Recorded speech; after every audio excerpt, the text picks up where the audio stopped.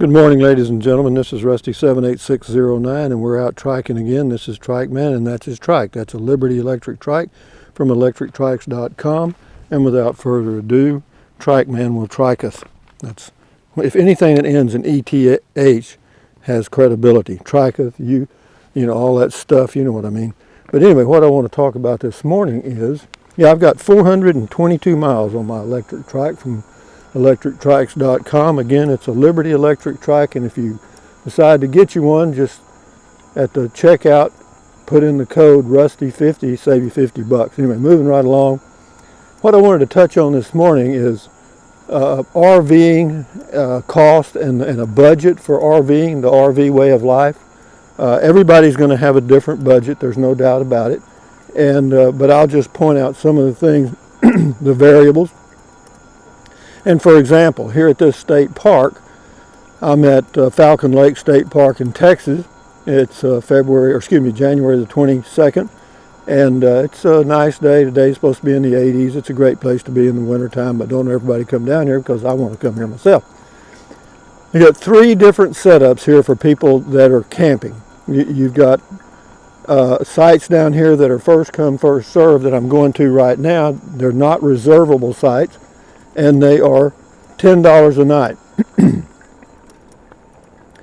And they don't have any hookups, none at all. They're just regular tent site things, but they're okay. You know, they have the little covers. I think nearly all of them have the little metal roof cover picnic area things, and so that's a pretty good deal, $10 a night. And you can just drive in and camp there. And I would have done that had I known that they were first come, first serve. I thought they were reservable, and I had already reserved water and electric. So anyway, the first level you've got here is $10 a night, $300 a month. Then you've got the site like I've got, which is water and electric. Those are $16 a night. So $16 a night times 30, that's $480 a month if you were budgeting. And then you've got the full hookups, the water, electric, and sewer, and I think those are $24 a night. I could be wrong, they may be 20, but let's assume that let's just say 20. That's $600 a month for camping at that level. Now, there's all other ways to do it. Like right near here is a county park that is kind of like, it's boondocking, but it's free. And you can just pull out there and camp for free. So you can't beat it. You can't beat that. But there's no facilities. They say there's a dump station there. I'm not sure about that. There is a dump station here. And if you're tent camping, that's, you know, you get by very cheap. If you're van dwelling or van camping, you can get by very cheap. And as far as power and stuff, you know, you can use solar or electrical, a generator, whatever you choose. But probably the two biggest costs in the RV way of life is, of course, the camping fees and gasoline. And those two right there are your two biggest variables. And as far as what type of unit you use, whether it's a Class A Prevost or a tent and everywhere in between, that's going to vary the cost a lot. So there's no one budget for everybody. There's no one shoe fits all or whatever, one size fits all. But this is the $10 a night sites here. See, they've got those little metal roof things. This guy's hooked up to the water there, and he just got a long hose. And you can do that. There's a few water spigots here, and if you have a long enough water hose, you can hook up. And I thought about coming down here to site number 75 and saving $6 a day, and then it occurred to me, do I really want to do that? No. I mean, it's already paid for, and do I really need to save $6 a day? And the answer at this point right now is not really. And but yeah, another thing, an advantage to the boondocking type operation, particularly for me, is since I'm not hooked up to anything boondocking like water and electric, then when I get ready to drive off in my Class C, I can just drive off. You know what I mean? There's nothing to unhook. You know, and that's not a big deal, but it's in your mind that, you know, you kind of make it a deal. But, you know, if I was hooked up to sewer, then, you know, that's just another thing. So again, when you're doing your budget, there's, you've got all your other expenses too, your cell phone, insurance, all the other stuff. But that's not, those are basically just fixed costs. Those costs aren't going to change whether you're in an RV or living in a home. The things that are going to change living in an RV are your camping fees. How does that compare to your rent? In most cases, it's probably going to be less. Or property taxes. In most cases, your camping fees might even be less than your monthly property taxes, depending on what kind of home you live in. So, but yeah, it's a nice overcast day today. Cool. I'd say right now it's probably 70 even, and going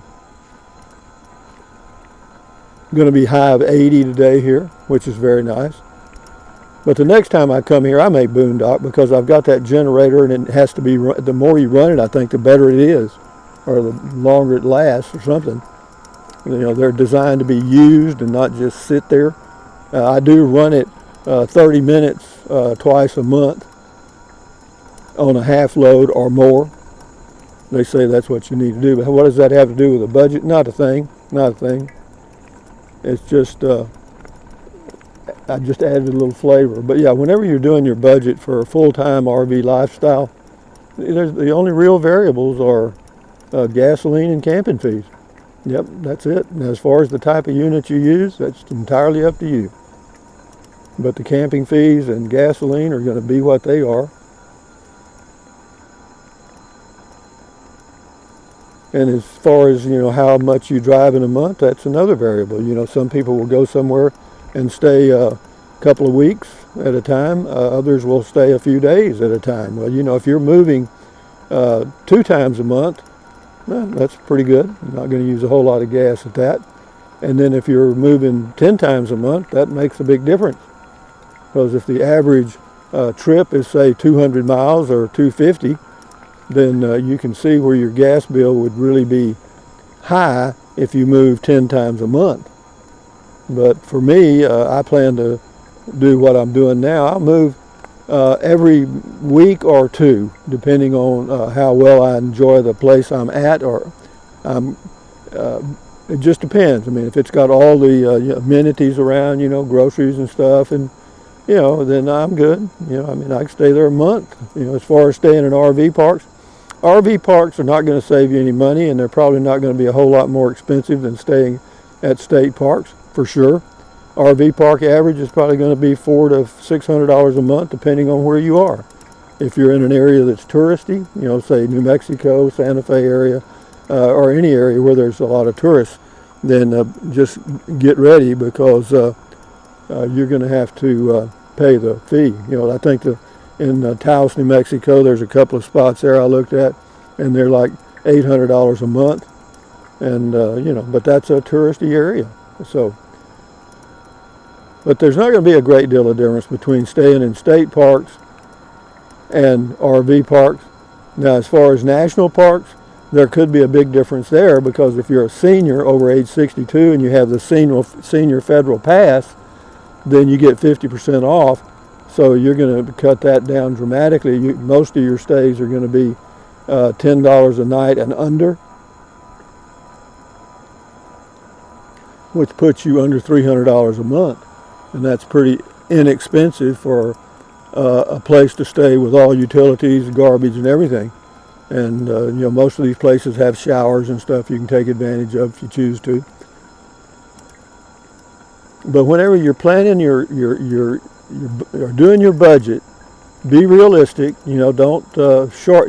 If you over budget, in other words, if you overestimate your expenses, that's not a problem. Because if you've got enough to live on at the high end, then on the low end you're just going to be in heaven. You'll enjoy yourself. But it's traveling on a tight budget, I've done it, is not a whole lot of fun. It's okay. I mean, it actually forces you to do some things that you enjoy that you may not have even tried before, like boondocking, going out on BLM land and just camping with nature, as long as you don't win the noise lottery.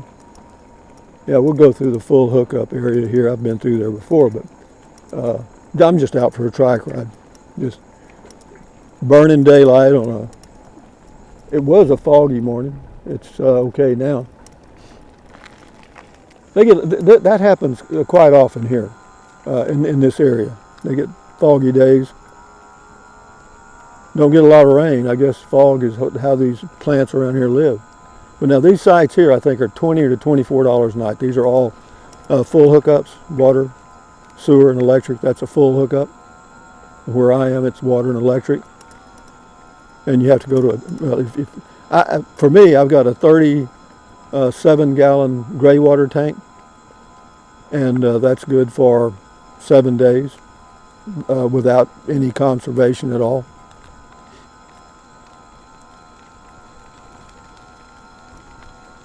All kinds, baby. You see all these units here, they're all different. All different. Everybody's got a different way to skin this cat. And you got a big fifth wheel here. Up here you got that's a Class C motorhome with a tow vehicle. On the left there you got a R-Pod, so it's everything. Then you got a big motorhome up here with looks like 3 or 4 pop-outs. And yeah, slide-outs, pop-outs, same thing. Yeah, I talked to this guy right here about his tow vehicle. He's got him a Ford Fiesta automatic. Says you got to unhook the negative lead on the battery and do a few things. Yeah, this one has 5 pop-outs, I think. And it's a fifth wheel. I thought it was a motorhome. It's a big fifth wheel. I'm sure they have a beast of a truck to tow that thing. And this old guy looks like he's a little off level here. Maybe he's not.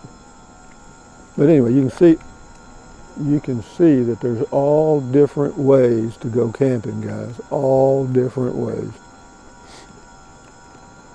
There's a little mist on my glasses. I'm sure it's probably on the camera lens too. Hi. Yeah, there's an A-frame thing. How are you doing? I like your outfit there. No wonder you watch the guy from Canada.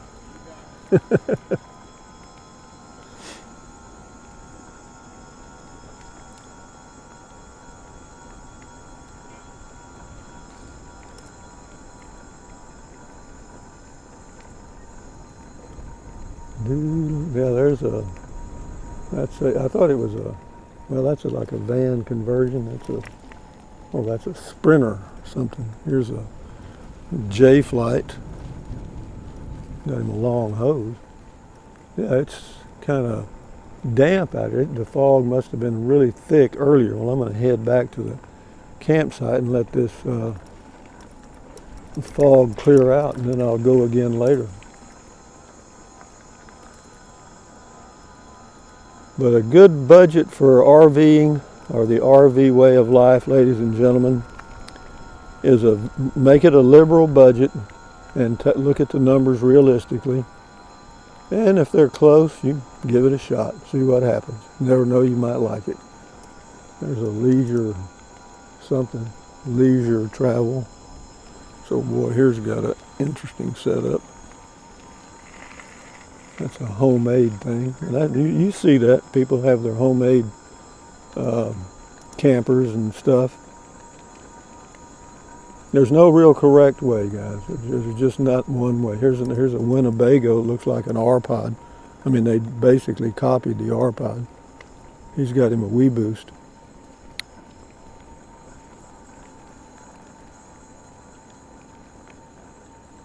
This guy's in a tent. No, they're just parking their boats there. I'm sorry. This is a good fishing lake. I thought these people were going to leave. When I get back to my spot, I'll end the video. This is one of the camp hosts. He's living in a little teardrop thing, the little bitty, you just tow your bed, and then he's got a screened-in shelter. Again, boy, look at the number of different ways we've seen just going around this park. This one is hooking up. Oh, that's a shame. We're really going to miss these. Hi. How y'all doing?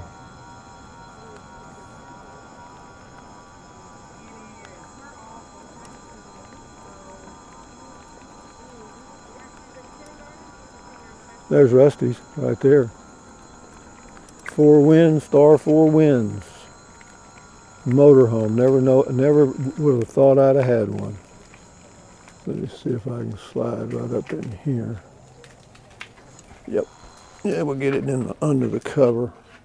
Anyway, guys, from Falcon Lake State Park, this is Rusty 78609 telling you that RVing is fun.